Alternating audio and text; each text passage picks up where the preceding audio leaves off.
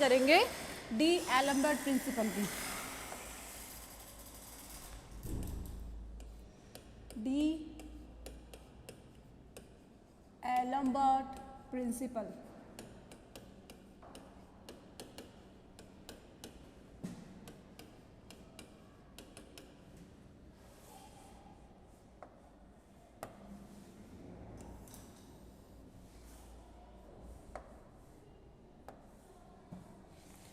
Okay student, तो जो अपना टॉपिक है डी एलम्बर्ट प्रिंसिपल है, ये एक मॉडिफाइड फॉर्म है प्रिंसिपल ऑफ वर्चुअल वर्क। जो अपन ने प्रिंसिपल ऑफ वर्चुअल वर्क पढ़ा था उसका मॉडिफाइड फॉर्म है। मॉडिफाइड फॉर्म या फिर इसको एक अलग फॉर्म बोल सकते हैं, क्योंकि जो अपना प्रिंसिपल ऑफ वर्चुअल वर्क है वो अलग प्रॉब्लम्स के लिए यूज़ होता है, जबकि जो अपना डी एलम्बर्ट प्रिंसिपल है वो दूसरी प्रॉब्लम्स के लिए यूज़ होता है। ठीक है, जो प्रिंसिपल ऑफ वर्चुअल वर्क में क्या पढ़ा था अपन ने, from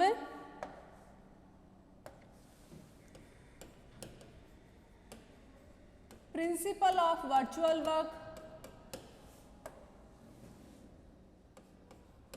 principle of virtual work क्या स्टेटमेंट था अपने पास प्रिंसिपल ऑफ वर्चुअल वर्क का, summation over i F i dot del are I equal to 0। ठीक है, ये था अपना principle of virtual work. Okay students, ये था अपना प्रिंसिपल ऑफ वर्चुअल वर्क। यहाँ से क्या था कि ये कोई अपना n पार्टिकल का सिस्टम है, यहाँ अपन एक सिस्टम कंसीडर किया था, टोटल नंबर ऑफ पार्टिकल कितने थे वहाँ पे, कैपिटल N। ठीक है, N क्या था अपना, number of particles, number of particles. ठीक है, एक अपने सिस्टम कंसीडर किया था, वहाँ उस सिस्टम में अपने पास टोटल कैपिटल N पार्टिकल्स थे, तो उस सिस्टम का कोई एक पार्टिकल अपन ने कंसीडर किया था, लेट ith पार्टिकल अपने पास था। उस ith पार्टिकल में अपन ने स्मॉल डिस्प्लेसमेंट, स्मॉल उसकी पोजीशन में अपन ने स्मॉल चेंज किया था, और उस डिस्प्लेसमेंट के लिए अपन ने क्या माना था कि वहाँ पे टाइम में चेंज डेल टी क्या होना चाहिए, इक्वल टू 0। देन उस डिस्प्लेसमेंट के दौरान टाइम में किसी तरीके का कोई चेंज नहीं होना चाहिए। ठीक है, तो ये जो डिस्प्लेसमेंट था अपने पास क्या था, वर्चुअल डिस्प्लेसमेंट। इस डिस्प्लेसमेंट को अपन ने क्या बोला था, वर्चुअल डिस्प्लेसमेंट, वर्चुअल डिस्प्लेसमेंट।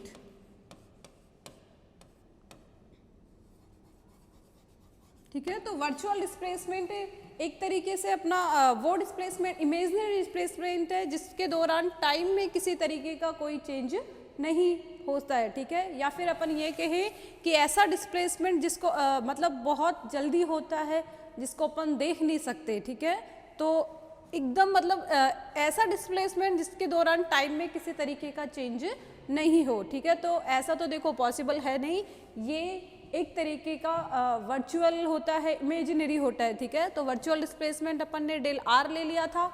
अब यहाँ पे अपन ने नेक्स्ट क्या कंसीडर किया था, उस पार्टिकल पे जो ith पार्टिकल अपन ने कंसीडर किया था, उस पे यदि अपन फोर्स F अप्लाई करते हैं Fi, और सिस्टम को अपन क्या मान लेते हैं, इक्विलिब्रियम में। तो जब अपना सिस्टम इक्विलिब्रियम में होगा तो फोर्स, नेट फोर्स क्या हो जाएगा वहाँ 0, फोर्स क्या हो जाएगा अपना यहाँ पे 0 हो जाएगा। और इस कंडीशन पे, इस कंडीशन में जब अपना सिस्टम इक्विलिब्रियम में है तो उस सिस्टम के द्वारा जो वर्क डन होगा, उस सिस्टम का जो वर्क डन होगा वो क्या हो जाएगा अपने पास, इक्वल टू 0। ठीक है, तो प्रिंसिपल ऑफ वर्चुअल वर्क क्या कहता है अपने को कि जब भी अपना सिस्टम इक्विलिब्रियम में है और डिस्प्लेसमेंट कैसा है, वर्चुअल डिस्प्लेसमेंट, सिस्टम अपना है इक्विलिब्रियम में है और डिस्प्लेसमेंट अपना वर्चुअल डिस्प्लेसमेंट है, then work done due to force always equals to 0। ठीक है, इस कंडीशन में जो अपना वर्क डन होगा वो क्या होगा, इक्वल टू 0। ठीक है, तो यहाँ अपन ने प्रिंसिपल ऑफ वर्चुअल वर्क को पढ़ लिया था। नेक्स्ट तो ये जो अपना प्रिंसिपल ऑफ वर्चुअल वर्क है, ये तो कौन सी कंडीशन में एप्लीकेबल होता है, जब इक्विलिब्रियम कैसा हो, स्टैटिक इक्विलिब्रियम हो, ठीक है, स्टैटिक इक्विलिब्रियम हो तब अपन कौन सा फिनोमेना लगाते हैं, प्रिंसिपल ऑफ वर्चुअल वर्क। अब दूसरा यहाँ पे जब अपन पढ़ रहे हैं डी एलम्बर्ट प्रिंसिपल को, तो देखिए डी एलम्बर्ट प्रिंसिपल में अपन कौन सा इक्विलिब्रियम लेते हैं, डायनामिकल इक्विलिब्रियम, ठीक है। यहाँ पे अपन कौन से टाइप का इक्विलिब्रियम लेंगे, डायनामिकल इक्विलिब्रियम, ठीक है। तो देखिए, तो सबसे पहले अपन देख लेते हैं स्टैटिक इक्विलिब्रियम और डायनामिकल इक्विलिब्रियम क्या होते हैं। तो पहला स्टैटिक इक्विलिब्रियम,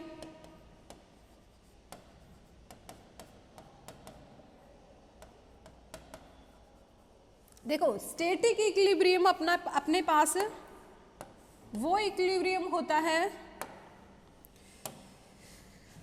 स्टैटिक इक्विलिब्रियम अपने पास वो इक्विलिब्रियम होता है जिसमें जो ऑब्जेक्ट अपन ने लिया है, जो ऑब्जेक्ट होता है अपना, वो क्या होता है, रेस्ट में आ जाता है, ठीक है। दैट इज उस ऑब्जेक्ट की वेलोसिटी भी क्या हो जाती है, जीरो हो जाती है, ठीक है। जैसे कि एग्जांपल के लिए देखते हैं अपन कि यहाँ पे अर्थ की सरफेस पे अपने पास ये कोई ऑब्जेक्ट है, ओके स्टूडेंट्स, मास कितना है इसका, स्मॉल m, ठीक है। यहाँ पे अपन ने कंसीडर किया है कि यहाँ अर्थ की सरफेस पे अपने पास कोई एक ऑब्जेक्ट है, ठीक है, और मास यहाँ पे अपन ने इसका स्मॉल m लिया है। तो इस ऑब्जेक्ट पे इस डायरेक्शन पे फोर्स कितना लग रहा है, F, इस डायरेक्शन में फोर्स होगा लेट 10 न्यूटन, और यहाँ पे अपन इसके जस्ट अपोजिट डायरेक्शन में भी सेम फोर्स लगाते हैं, ठीक है। तो 10 न्यूटन का 10 न्यूटन का फोर्स यहाँ पे इस डायरेक्शन में लग रहा है, और सिमिलरली 10 न्यूटन का फोर्स यहाँ पे अपोजिट डायरेक्शन में लग रहा है, ठीक है। तो इस ऑब्जेक्ट के लिए अपने पास नेट फोर्स कितना हो जाएगा, F नेट इक्वल्स टू 0, ठीक है। जब टोटल फोर्स अपन यहाँ पे कैलकुलेट करेंगे इस ऑब्जेक्ट पे, तो F नेट अपने पास क्या आ जाएगा, टोटल फोर्स 0 आ जाएगा, और ये जो अपना ऑब्जेक्ट है ये कहाँ होगा, स्टैटिक इक्विलिब्रियम में, ठीक है। तो ऑब्जेक्ट इन स्टैटिक इक्विलिब्रियम, तो ये ऑब्जेक्ट अपना होगा स्टैटिक इक्विलिब्रियम में, और स्टैटिक इक्विलिब्रियम के लिए क्या होता है, फॉर स्टैटिक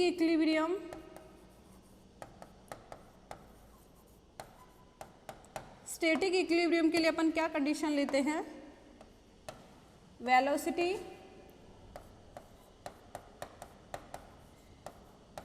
v क्या होगी अपनी, 0 हो जाएगी, ठीक है। जब अपना कोई भी ऑब्जेक्ट, कोई भी पार्टिकल अपना स्टैटिक इक्विलिब्रियम में होता है, तो उसके लिए वेलोसिटी क्या हो जाती है, 0 हो जाती है, ठीक है।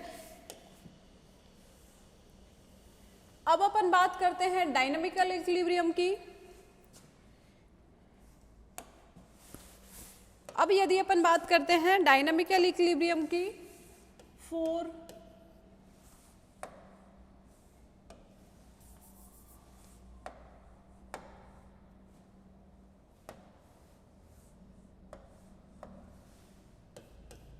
for dynamical equilibrium,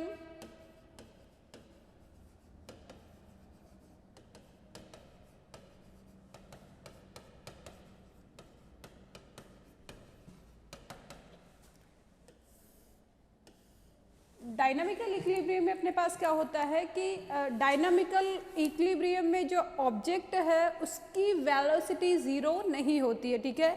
कि जैसे कि अपना कोई भी ऑब्जेक्ट है, मोशन में है, और उस मोशन के दौरान, ठीक है, उसकी गति की अवस्था के दौरान उस पर दो फोर्स काम कर रहे हैं, एक उसकी गति की दिशा में और एक उसकी अपोजिट डायरेक्शन में, ठीक है। तो जब अपन उस ऑब्जेक्ट के लिए फोर्स कैलकुलेट करते हैं तब नेट फोर्स तो क्या आता है अपने पास, 0 आता है। कि जब भी अपना ऑब्जेक्ट मूविंग फॉर्म में है तो उस ऑब्जेक्ट के लिए नेट फोर्स की वैल्यू तो क्या आती है, 0 आती है। दैट इज एक्सेलरेशन भी क्या होगा, यहाँ पे 0 हो जाएगा। लेकिन यहाँ पे वेलोसिटी 0 नहीं होती है, ठीक है। वेलोसिटी की वैल्यू यहाँ पे 0 नहीं होगी, किसी ना किसी वेलोसिटी से जो अपनी ऑब्जेक्ट है, अपना पार्टिकल मूव होता रहता है, ठीक है। तो यहाँ पे जो वेलोसिटी होती है कैसी होती है, कांस्टेंट वेलोसिटी। यहाँ पे पार्टिकल की वेलोसिटी कैसी होगी, कांस्टेंट वेलोसिटी। कांस्टेंट वेलोसिटी से जो अपना पार्टिकल है वो आगे मूव होता रहता है। यहाँ पे जो पार्टिकल की या ऑब्जेक्ट की जो वेलोसिटी होगी कैसी होगी अपने पास, कांस्टेंट वेलोसिटी।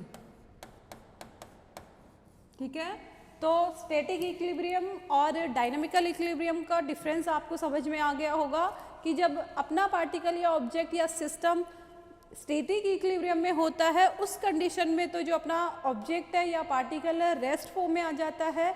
ठीक है, मूविंग उसके लिए वेलोसिटी क्या हो जाएगी, जीरो हो जाएगी, मतलब वो मोशन में नहीं रहता है। ठीक है, बात करें अपन डायनामिकल इक्विलिब्रियम की, तो डायनामिकल इक्विलिब्रियम के लिए फोर्स, टोटल फोर्स तो जीरो होता है, दैट इज एक्सेलरेशन भी जीरो हो जाएगा, लेकिन इस कंडीशन में उस पार्टिकल की या ऑब्जेक्ट की वेलोसिटी जीरो नहीं होती है। ठीक है, कांस्टेंट वेलोसिटी से जो अपना ऑब्जेक्ट है वो आगे मूव करता रहता है। ठीक है, तो ये अपने बात हो जाएगी स्टैटिक इक्विलिब्रियम और डायनामिकल इक्विलिब्रियम की। ठीक है, तो जो अपना प्रिंसिपल ऑफ वर्चुअल वर्क जो कि अपन ने लास्ट लेक्चर में पढ़ा था, प्रिंसिपल ऑफ वर्चुअल वर्क, वो तो कब अप्लीकेबल होता है, जब सिस्टम अपना कहाँ पे हो, स्टैटिक इक्विलिब्रियम में हो।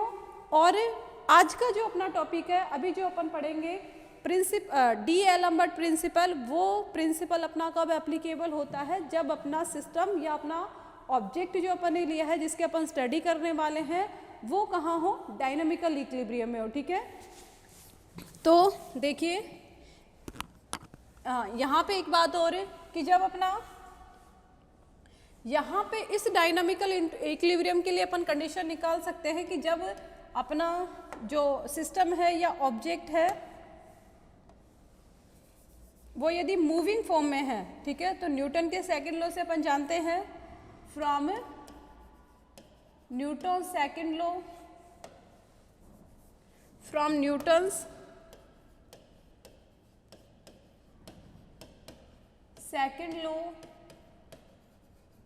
न्यूटन सेकंड लॉ से अपने को पता है कि जो अप्लाइड फोर्स होता है पार्टिकल पे या ऑब्जेक्ट पे उसकी वैल्यू क्या होती है, dp अपॉन dt। ठीक है, कि जो पार्टिकल पे या ऑब्जेक्ट पे फोर्स लगाया गया है उसकी वैल्यू होती है rate of the change of momentum. ठीक है, तो न्यूटन सेकंड लॉ से F इक्वल्स टू क्या है, dp अपॉन dt, और इस dp अपॉन dt को अपन लिख सकते हैं p डॉट। ठीक है, तो यहाँ पे अपन क्या काम करें कि यदि उस पार्टिकल के लिए, सिस्टम का कोई एक पार्टिकल की यदि अपन बात करें कि यदि उस पार्टिकल के लिए जो अप्लाइड फोर्स है उसकी वैल्यू किसके इक्वल हो जाए, इस मोमेंटम की। ठीक है, ये जो फॉर्म है इस फॉर्म को क्या मैं ऐसे लिख सकते हैं, F minus p dot equals to zero. ठीक है, यहाँ पे जो ये ऊपर वाला रिलेशन है F equals to p dot, यदि इसको अपन इस तरीके से लिखते हैं F minus p dot equals to zero, तो ये भी अपने पास एक तरीके से क्या होती है, इक्विलिब्रियम की कंडीशन होती है। ठीक है, कि यदि किसी पार्टिकल पर reverse force, rate of change of momentum वाला जो फोर्स है अपने पास है वो किसके इक्वल हो जाए, अप्लाइड फोर्स के। ठीक है, मतलब F की वैल्यू इसको अपन लिख सकते हैं F plus minus p dot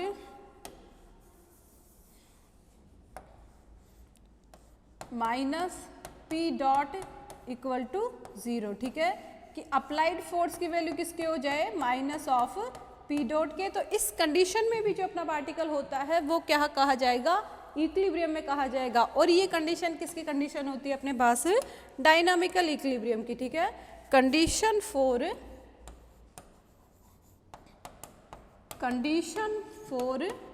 dynamical equilibrium, तो यही कंडीशन अपनी क्या होती है, डायनामिकल इक्विलिब्रियम की कंडीशन होती है।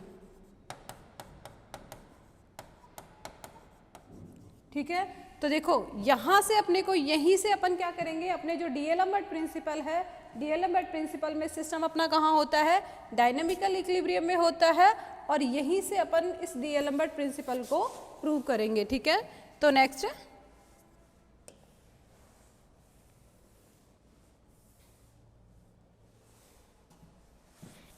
तो यहाँ देखिए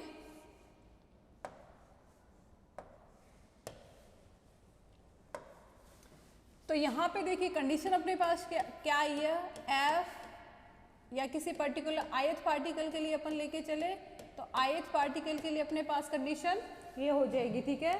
तो यहाँ पे ये अपने पास डायनेमिकल इक्विलिब्रियम की कंडीशन है और इस डायनेमिकल इक्विलिब्रियम की कंडीशन में जो अप्लाइड एक्सटर्नल अप्लाइड फोर्स होता है किसके इक्वल होता है, माइनस ऑफ पी के।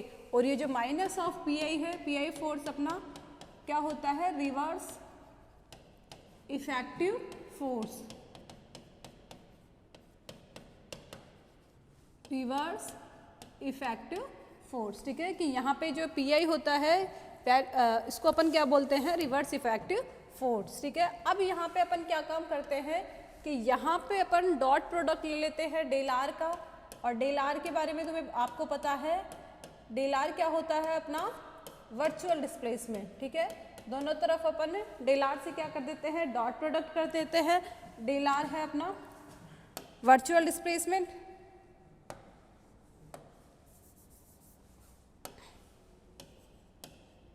डेल आर क्या हो जाएगा अपना वर्चुअल डिस्प्लेसमेंट,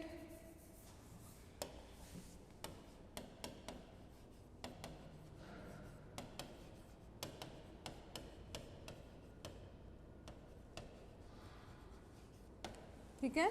तो यहाँ पे अपन ने क्या काम किया है कि जो अपने पास डायनेमिकल इक्विलिब्रियम की जो कंडीशन है उसमें दोनों तरफ अपन ने डॉट प्रोडक्ट ले लिया, किसके साथ, डेल आर के साथ, ठीक है। तो देखिए, तो यहाँ पे ये एक तरीके से ये जो कंडीशन बनी है यही कंडीशन क्या होती है अपने पास है, यही जो अपने पास ये जो रिलेशन बना है, इक्वेशन ये अपने पास आई है, ये एक तरीके से डीएलएम्बर्ट प्रिंसिपल के लिए आ गई है। तो ये तो अपन ने काम किसके लिए किया है, ये अपन ने केवल एक पार्टिकल के जो अपने पास पूरा एन पार्टिकल सिस्टम था उसका अपन ने केवल एक पार्टिकल लिया है, ith पार्टिकल। तो उसके लिए अपने पास ये जो कंडीशन आई है यही क्या कहलाती है, अपनी डीएलएम्बर्ट प्रिंसिपल, ठीक है। मतलब कहने का मतलब है कि ये अपना फोर्स है, ये यदि जीरो है, ठीक है, ये जीरो है तो और अपना डिस्प्लेसमेंट कैसा है, वर्चुअल डिस्प्लेसमेंट है। तो इस कंडीशन में भी जो अपना वर्क डन आएगा, एक तरीके से वर्क डन ही ना, फोर्स डॉट डिस्प्लेसमेंट, तो ये अपने पास वर्क डन है। तो इस कंडीशन में जब अपना वर्चुअल डिस्प्लेसमेंट हो और सिस्टम कहाँ पे हो, अपना इक्विलिब्रियम में, ठीक है, तो जो वर्क डन होगा वो क्या होगा, जीरो हो जाएगा, ठीक है। अब इस वर्क डन को यदि अपन दूसरे पार्टिकल, तीसरे पार्टिकल या बाकी सभी पार्टिकल के लिए कैलकुलेट करते हैं तो सबके लिए वैल्यू क्या आती है, जीरो आ सकती है, जीरो आती है, ठीक है। तो अपन पूरे सिस्टम के लिए लिख सकते हैं यहाँ पे फॉर होल सिस्टम,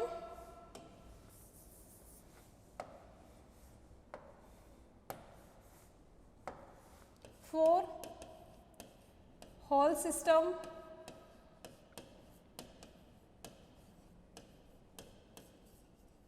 पूरे सिस्टम के लिए that is summation over i F i minus p i dot del are I equal to zero, ठीक है। तो ये जो कंडीशन अपने पास आई है किसकी है, डीएलएम्बर्ट प्रिंसिपल की, ठीक है। ये जो अपने को इक्वेशन मिली है यही क्या कहलाती है, अपनी डीएलएम्बर्ट प्रिंसिपल, ठीक है। तो समझ में आ गया होगा कि जो अपना प्रिंसिपल ऑफ वर्चुअल वर्क है कहाँ अप्लीकेबल होता है, स्टैटिक इक्विलिब्रियम के लिए, दैट इज वहाँ पे जो ऑब्जेक्ट होता है वो अपना रेस्ट फॉर्म में होता है, जबकि यहाँ डीएलएम्बर्ट प्रिंसिपल में अपना कौन सा इक्विलिब्रियम अपन लेते हैं, डायनामिकल इक्विलिब्रियम, ठीक है। और जब अपना ऑब्जेक्ट या सिस्टम डायनामिकल इक्विलिब्रियम में हो और डिस्प्लेसमेंट कैसा हो, वर्चुअल डिस्प्लेसमेंट, ठीक है, देन उस कंडीशन में भी जो अपना वर्क डन होता है वो क्या आता है, जीरो आता है, ओके। तो देखिए इसको लिख के कैसे आना है अपने को एग्जाम में, तो एग्जाम के लिए देखो हेडिंग लिखनी है अपने को, D'Alembert principle, D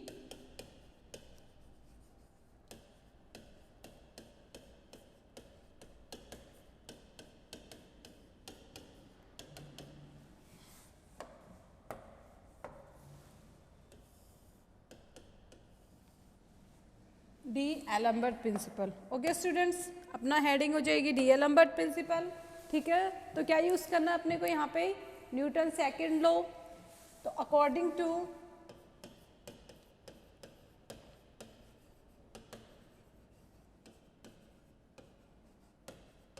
according to Newton's second law of motion, second law of motion, we can write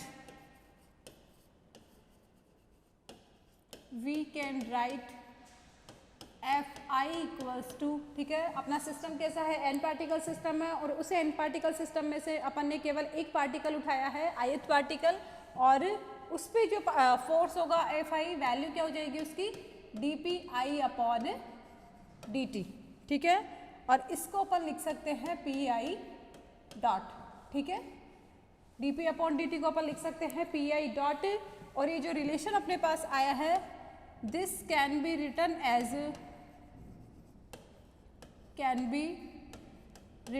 as, इस रिलेशन को अपन लिख सकते हैं Fi minus pi dot equal to 0।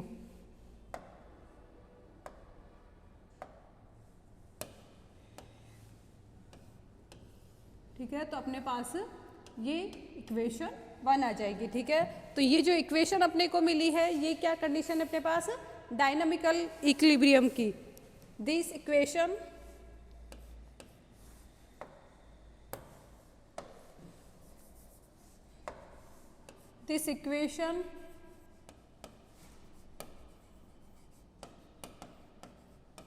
states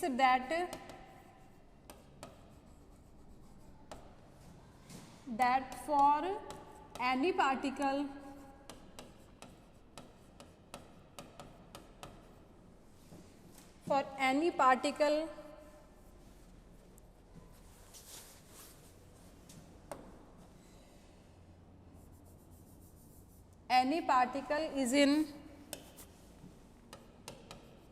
is in equilibrium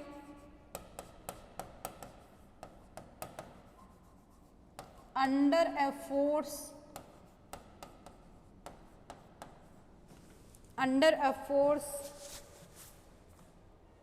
which is equal to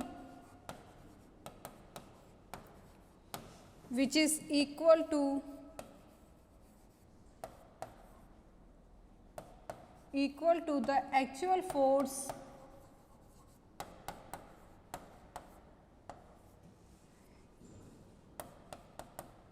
Fi plus a reverse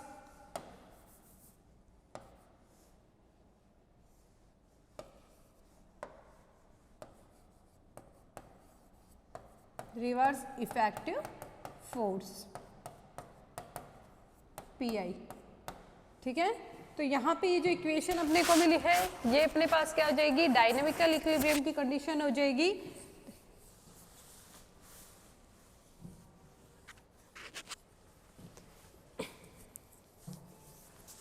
ठीक है, तो next अपने को क्या काम करना है, नेक्स्ट अपने को काम करना है कि ये जो अपने पास इक्वेशन 1 आई है, इसका अपन डॉट प्रोडक्ट लेंगे किसके साथ, डेल आर आई के साथ, taking dot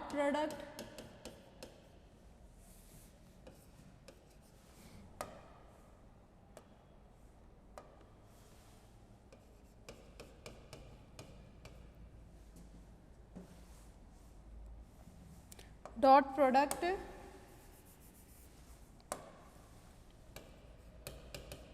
with del are i of equation 1। Equation 1 के दोनों साइड अपन क्या ले लेंगे, डेल आर आई के साथ डॉट प्रोडक्ट ले लेंगे, तो अपने पास क्या कंडीशन बनेगी, Fi minus Pi dot del are i, ठीक है, इक्वल्स टू 0। और यदि पूरे सिस्टम की अपन बात करें तो पूरे सिस्टम के लिए अपने पास क्या आ जाता है, फॉर होल सिस्टम,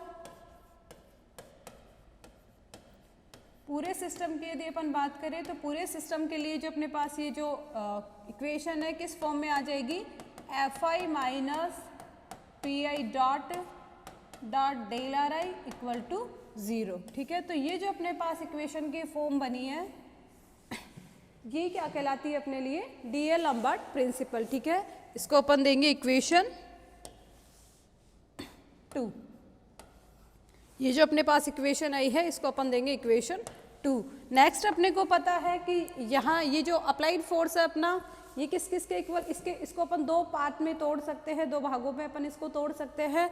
फर्स्ट तो होगा अपना एक्सटर्नल फोर्स, ये जो अपने पास ये जो Fi ये टोटल फोर्स है अपना, और इस टोटल फोर्स को अपन दो पार्ट में डिवाइड कर सकते हैं, एक तो अपना अप्लाइड फोर्स और दूसरा होगा अपना कांस्टेंट फोर्स।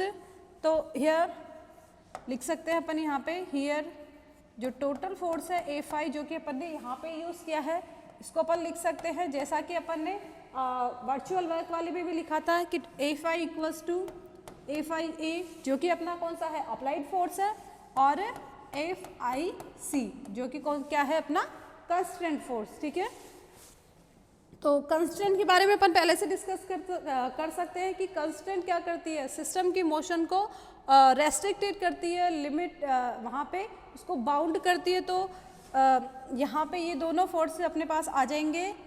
तो नेक्स्ट ये जो वैल्यू है अपने पास इक्वेशन 3 जो अपने को मिली है, इस इक्वेशन 3 की वैल्यू अपन कहाँ पुट करेंगे, इक्वेशन 2 में पुट करेंगे। तो अपने पास क्या आ जाएगा, इक्वेशन 3 को अपन कहाँ पुट करेंगे, इक्वेशन 2 में। ओके, तो जब अपन इक्वेशन 3 को इक्वेशन 2 में पुट करते हैं तो अपने को क्या रिजल्ट मिलते हैं, पुटिंग इक्वेशन 3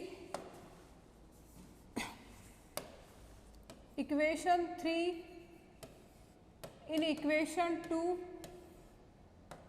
रिजल्ट अपने को मिलेगा वी ऑब्टेन, अपने पास क्या रिजल्ट होगा, समेशन ओवर आई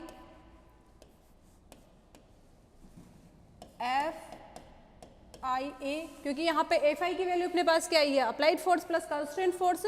तो यही वाली वैल्यू अपन कहाँ पुट कर रहे हैं, अपनी इक्वेशन 2 में कैलकुलेट कर रहे हैं। तो अपने पास क्या आ जाएगा, Fia प्लस Fic और माइनस ऑफ Pi डॉट। ठीक है, और किसके साथ डॉट प्रोडक्ट है, डेल आर आई के साथ, इक्वल टू 0,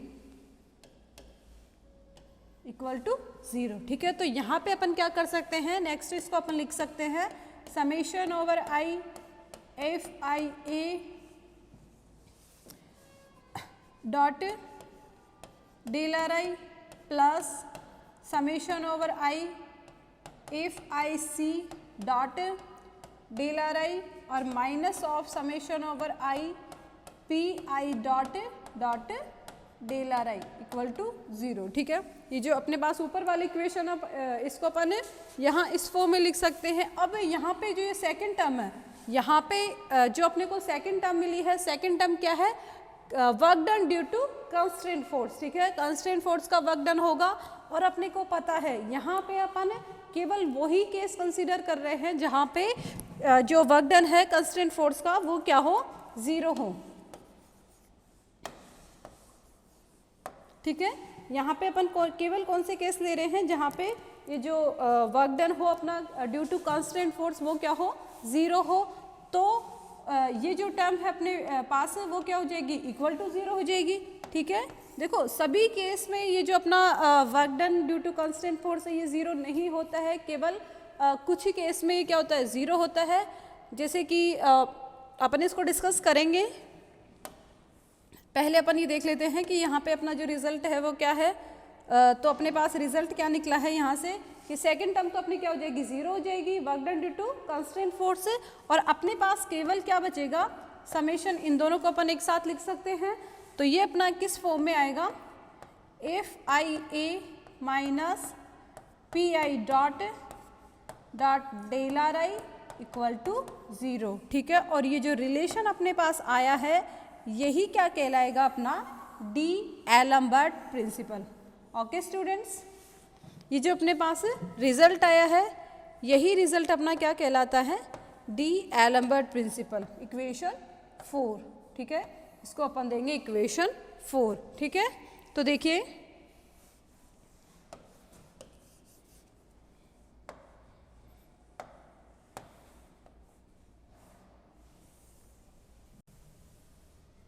तो यहाँ पे जो इक्वेशन 4 अपने को मिली है यही इक्वेशन 4 क्या कहलाती है, अपनी D'Alembert प्रिंसिपल।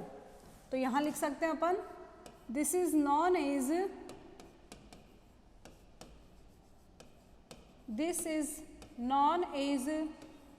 डी एलम्बर्ट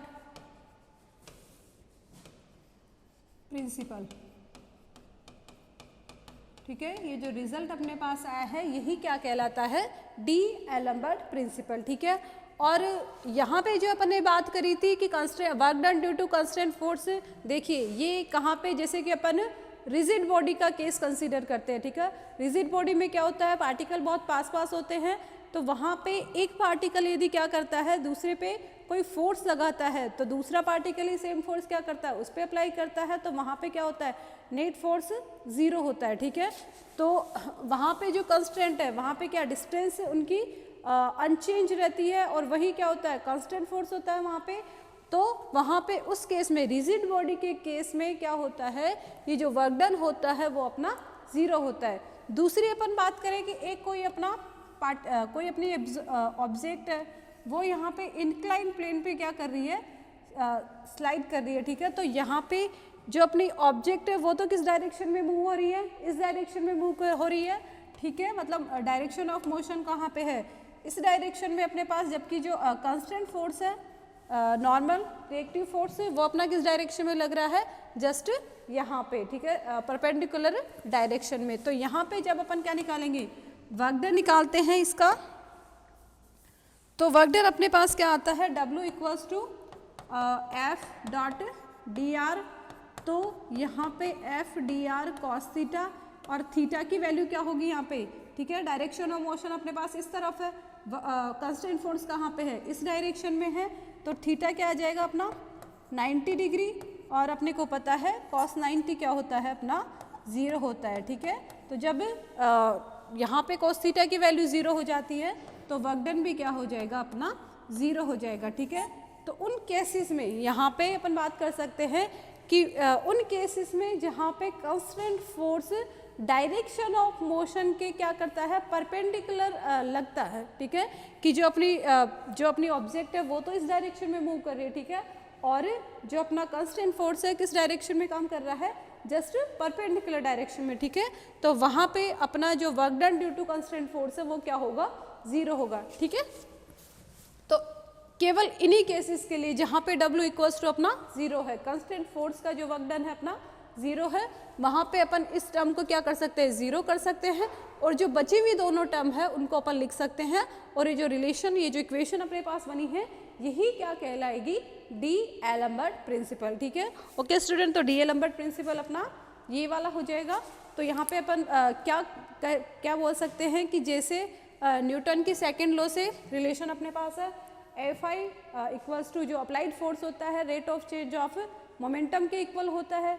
तो वहाँ से अपन ने क्या कर दिया कि जितना फोर्स अपन अप्लाई करते हैं उसी के बराबर वाला फोर्स अपने को मोमेंटम में चेंज से मिल रहा है। ठीक है, तो यहाँ पे यदि इस तरीके की कंडीशन अपने पास बन गई, F i minus p i dot equal to zero, तो ये जो सिस्टम है अपना, ये किस में कहा जाएगा, डायनामिकल इक्विलिब्रियम में। ठीक है, और डायनामिकल इक्विलिब्रियम में जब अपना सिस्टम होता है तब वर्चुअल डिस्प्लेसमेंट की प्रेजेंस में जो वर्क डन होगा वो क्या होगा, ऑलवेज इक्वल्स टू ज़ीरो। ठीक है, अब देखिए यहाँ पे अपन एक प्रॉब्लम सॉल्व कर लेते हैं डी एलम्बर्ट प्रिंसिपल से ही।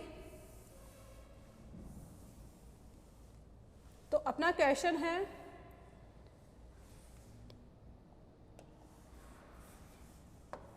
एक क्वेश्चन अपन लिखेंगे,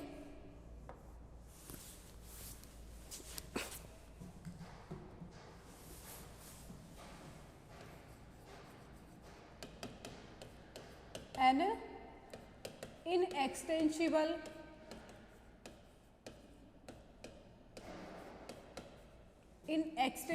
string of negligible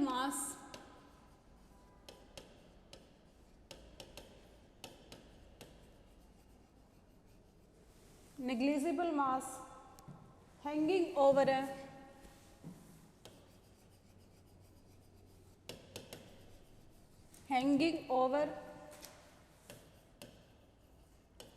a smooth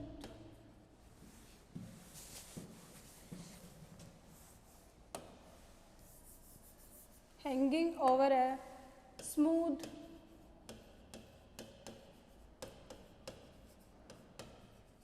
pulley, ठीक है। Next, connect one mass m1 and other mass m2।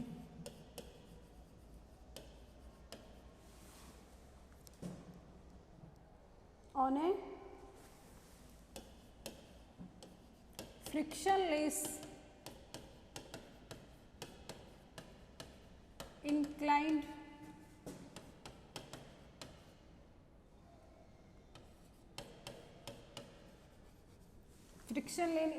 plane of angle theta, inclined plane of angle theta, ठीक है। using D'Alembert principle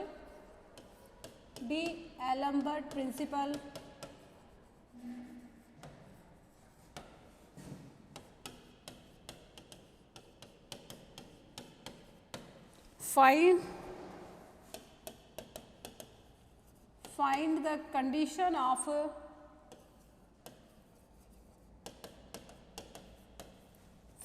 condition of equilibrium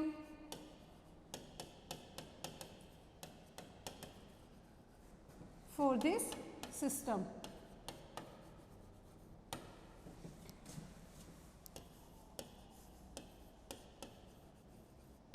ठीक है, that is यहाँ पे अपने को क्या प्रूव करना है, इसके लिए sine theta equals to m2 upon m1। Okay, ये अपना क्वेश्चन है।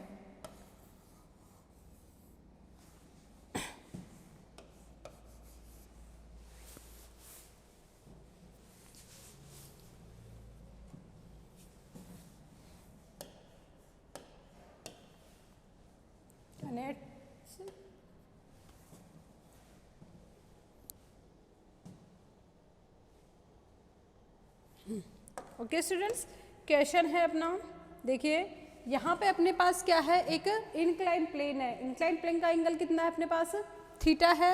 डायग्राम बना लेते हैं अपन, एक बार क्वेश्चन को पढ़ लीजिए आप। ओके स्टूडेंट्स, सॉल्यूशन अपने को इसका करना है। तो देखिए सबसे पहले अपन डायग्राम बना लेते हैं कि अपने पास क्या है, एक इंक्लाइन प्लेन है, ठीक है। एंगल यहाँ पे है अपने पास थीटा, ठीक है। यहाँ पे अपने पास एक मासलेस पुली है और इससे अपने पास दो मास यहाँ पे इससे जुड़े हुए हैं। ये तो अपना हो जाएगा m2 मास, और ये वाला मास अपना क्या हो जाएगा, m1 मास, ठीक है। तो और साथ में बताया गया है कि ये जो अपनी स्ट्रिंग है, यहाँ पे जो अपने पास स्ट्रिंग है ये इनएक्सटेंसिबल है, ठीक है। इनएक्सटेंसिबल मतलब इसमें किसी तरीके का कोई खिंचाव उत्पन्न नहीं होगा, ठीक है।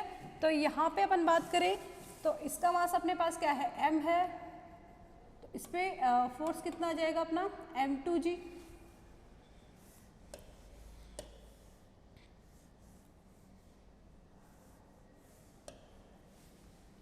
यहाँ पे फोर्स क्या होगा अपना,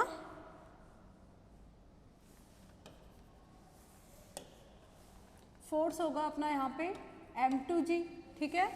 और टेंशन फोर्स की अपन बात करें तो इस वाले पे टेंशन किधर लगेगा, इस डायरेक्शन में लगेगा T2, और इस वाले की यदि अपन बात करते हैं तो इस पे फोर्स यहाँ पे क्या होगा m1g, और टेंशन फोर्स इस पे कहाँ लगता है, इस तरफ T1, ओके।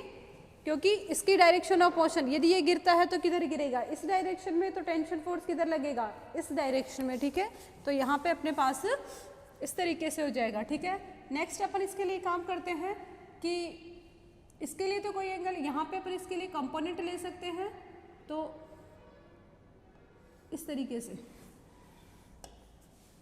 यहाँ पे यदि अपन इसके लिए कंपोनेंट कंसीडर करते हैं तो ज्योमेट्री से अपने पास क्या होगा, ये अपना यदि एंगल थीटा है तो ये भी क्या होगा, एंगल थीटा, और इस एंगल की यदि अपन बात करें तो ये अपने पास क्या आ जाएगा, 90 minus theta.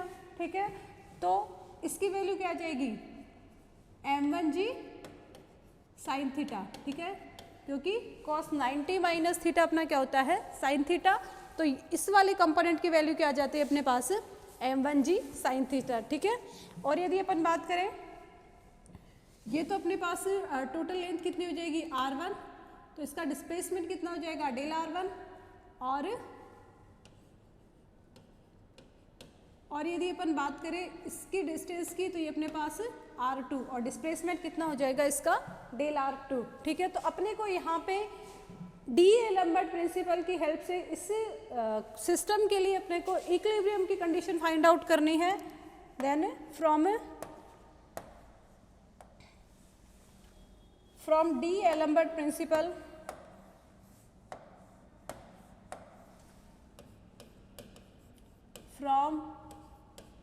D-Alembert principal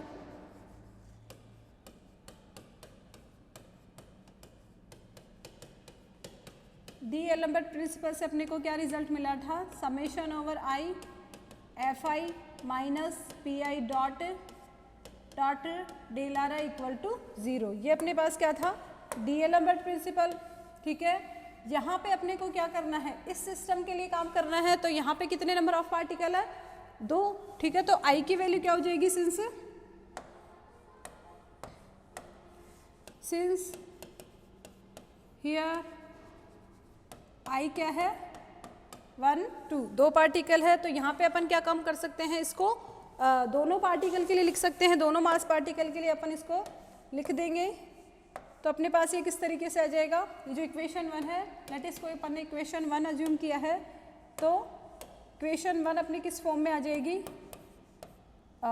summation लगाने की कोई ज़रूरत नहीं है,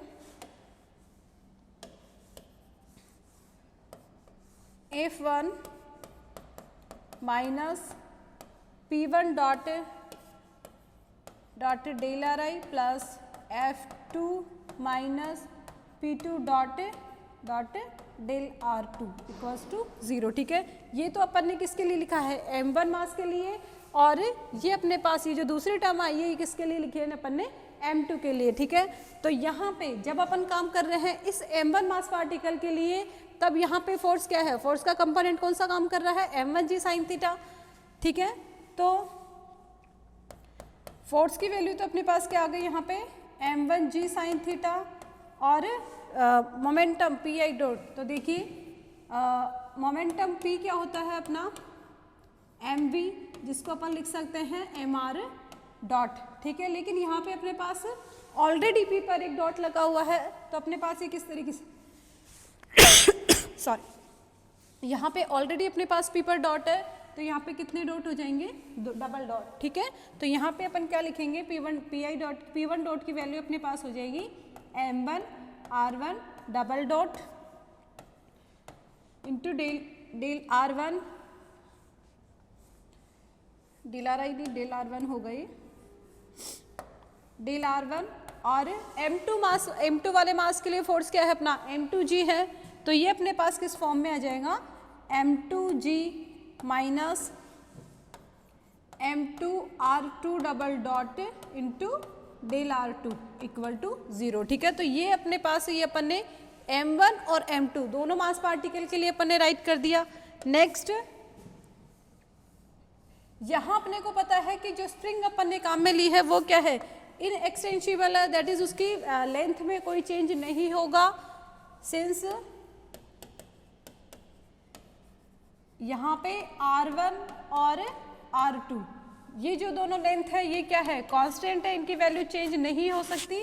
then del R1 plus del R2 क्या हो जाएगा अपना 0, क्योंकि ये कोई कांस्टेंट है अपने पास, तो इसका डिफरेंशिएशन क्या होगा, 0 होगा, और अपने पास डेल R2 की वैल्यू क्या हो जाएगी, माइनस ऑफ डेल R1। ठीक है, क्योंकि अपने को यहाँ पे डेल R2 की वैल्यू क्या पुट करनी है, माइनस ऑफ डेल R1। ठीक है, इसको अपन इक्वेशन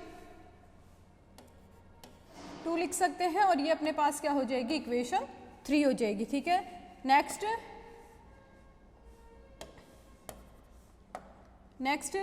जब यहाँ पे अपन क्या कर सकते हैं, R1 plus R2 equals to small a है अपने पास है, तो यदि अपन इनका डबल डॉट लेते हैं, डबल डेरिवेटिव, तो वो भी क्या होता है अपना 0 होता है। और यहाँ से अपने पास R2 डबल डॉट की वैल्यू भी क्या आती है, minus of R1 double dot, ठीक है। तो ये जो दोनों वैल्यू, दोनों इक्वेशन अपने को मिली है, थर्ड एंड फोर्थ, इसको अपन कहाँ पुट करेंगे, इक्वेशन 2 में, ठीक है। तो जब अपन वैल्यूज को कहाँ पुट करते हैं, इक्वेशन 2 में पुट करते हैं, तो अपने पास इक्वेशन 2 किस फॉर्म में आ जाती है, putting equation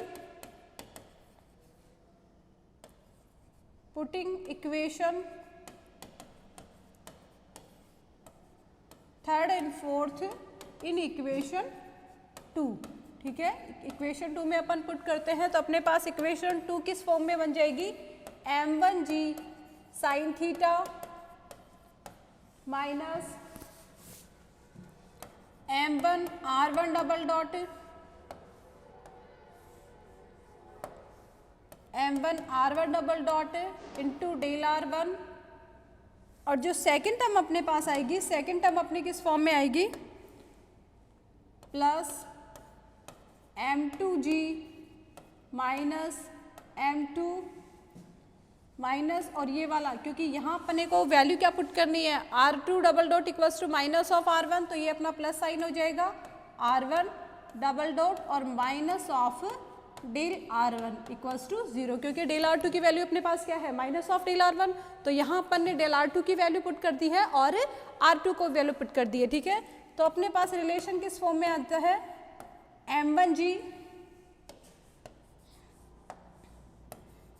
m1g sine theta, और ये जो टर्म है अपने पास है, ये किस फॉर्म में आएगी, माइनस m2g, क्योंकि यहाँ पे अपने पास क्या है, माइनस ऑफ डेल R1 है, और ब्रैकेट के बाहर होगा अपना डेल R1, ठीक है। नेक्स्ट यदि अपन बात करें R1 डबल डॉट की दोनों टर्म्स को, तो देखिए यहाँ भी अपने पास क्या है, minus of m1 R1 double dot है, और यहाँ पे भी इसके साथ क्या है, माइनस साइन है, तो अपन माइनस साइन को कॉमन ले लेते हैं दोनों के लिए, और अपन लिख सकते हैं m1 plus m2 R1 double dot into del R1 equals to 0, ठीक है। तो देखिए स्टूडेंट्स, यहाँ पे अपन ने क्या माना है कि सिस्टम अपने को इक्विलिब्रियम की कंडीशन फाइंड आउट करनी है, ठीक है। तो इक्विलिब्रियम की कंडीशन, फॉर इक्विलिब्रियम, जब अपना सिस्टम कहाँ पे है, इक्विलिब्रियम में है, तो एसिलेशन क्या होता है, 0 होता है। R1 डबल डॉट की वैल्यू क्या हो जाएगी, 0 हो जाएगी, और जब R1 डबल डॉट अपना 0 हो जाएगा, तो ये सेकंड टर्म अपनी क्या हो जाएगी, कंप्लीटली 0 हो जाएगी, और केवल अपने पास कौन सी टर्म बचती है, फर्स्ट टर्म,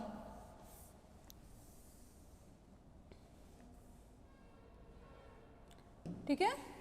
तो जब अपन इक्विलिब्रियम की कंडीशन को पुट कर रहे हैं, तो अपने पास ये सेकंड टर्म तो क्या हो जाती है, इक्वल टू 0 हो जाती है, and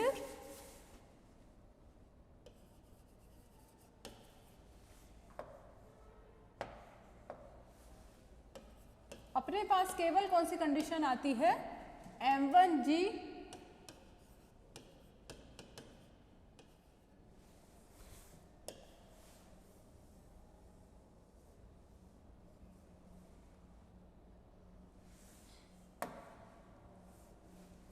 m1g sine theta equal to m2g, ठीक है। ये अपने पास कंडीशन आती है, और यहाँ से यदि अपन साइन थीटा को निकालना चाहें, साइन थीटा की वैल्यू जब अपन लेंगे दोनों से, तो यहाँ पे g दोनों तरफ से कैंसिल हो जाएगा, और अपने पास साइन थीटा क्या आता है, m2 अपॉन n1, ठीक है। तो ये अपने पास जो क्वेश्चन में अपने को पूछा गया था, sine theta equals to m2 upon n1, ये अपने पास क्या हो जाएगा, प्रूव हो जाएगा, ठीक है। तो देखिए स्टूडेंट्स, डी एलम्बर्ट प्रिंसिपल को अपन ने देख लिया, और उससे रिलेटेड प्रॉब्लम को अपन ने सॉल्व कर लिया, ठीक है। तो एक बार मैं रिवाइज कर देती हूँ कि डी